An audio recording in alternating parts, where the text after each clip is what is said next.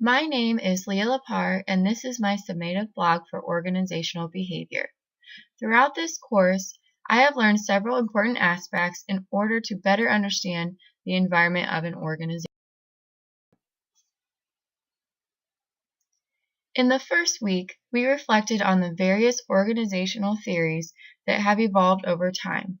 The progression of the theories shows how organizations have changed their views and understandings of employees. In earlier times, organizations saw employees as emotionless machines, and now employees are finally seen and treated as humans. In week 2, we discussed perceptions and attitudes, and how they affect communication and behavior concerning employees in an organization. In my blog, I explained how I want to be managed as an employee in my own job. After our discussion in class, I realized that the management style I prefer is when my boss challenges me yet supports me along the way. The main objective I learned this week was that we must be conscientious of the communication models and networks that we utilize in an organization and how they impact the tasks at hand.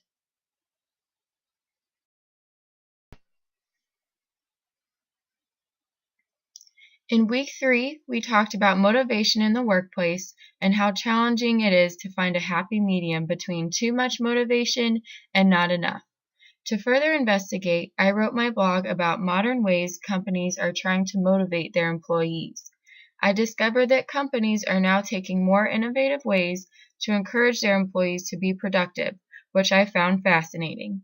Besides Employee of the Month, companies are motivating their staff by things such as providing gift cards as incentives, paying for them to take time off to do community service, and providing excellent benefit programs and insurance. The message I learned this week was that no matter what method you decide on, you must motivate your employees.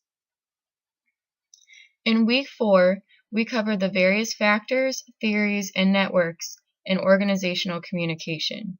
After our class discussion, I wanted to look further into feedback between managers and their employees. Throughout my research, I found out how companies are losing employees due to a lack of feedback on performance. Between my blog and class, I learned how vital communication is to organizations and that communication goes beyond words. For example, communication isn't how your boss talks to you or the emails you send out to your constituents. It's about your body language, your identification with the organization, and how you express your inner feelings through daily occurrences.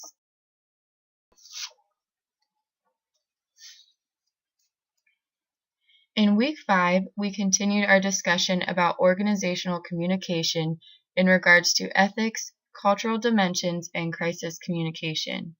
During class, we talked a bit about crisis communication plans. We learned about how important they are to organizations due to the unexpected events that can either make or break a company, depending on how they communicate it to their stakeholders. Another area we addressed is ethics pertaining to communication. Because we focused on ethics, I wrote my blog about how certain situations in the workplace force employees to lie or do things that go against their own personal morals. It is quite common for people to fall into this trap, which is why I discuss the importance of working for companies that work on similar principles to your own. In week 6, we began our discussion about groups and teams, especially their attributes and development in an organization. We learned the groups and teams can be helpful yet harmful depending on the group. Groups are beneficial because they provide identity and support to members, enable synergistic work to be accomplished, and help sustain the organization overall.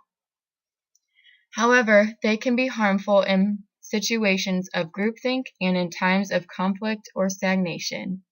Since we were focused on groups, I wrote my blog about the benefits of joining professional organizations, which range from educational opportunities, seminars, and networking events to peer support, financial assistance, and access to the latest information in the field.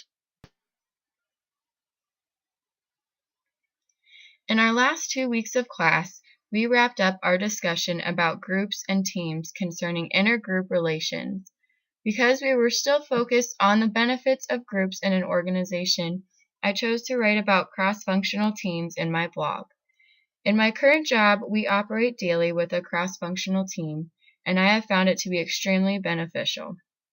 We are able to establish clear communication, create comprehensive solutions to issues, and establish the most appropriate decisions for the organization, all while supporting and learning from each member. In my reflection on my own experiences with groups, I have learned how much organizations depend on their efforts in order to survive. In my last blog, I discussed our group's special topic, which is serving the customer. Since serving the customer is the number one priority with any organization, we wanted to explore the importance and teach it to the class. In our research, I learned that it is vital to serve the customer to not only attract but retain your customers to keep the organization afloat. Replacing loyal customers is very costly, and so is having a bad reputation for customer service. Organizations must take the time to instill quality service into their corporate culture in order for their employees to carry out what is best for the consumer.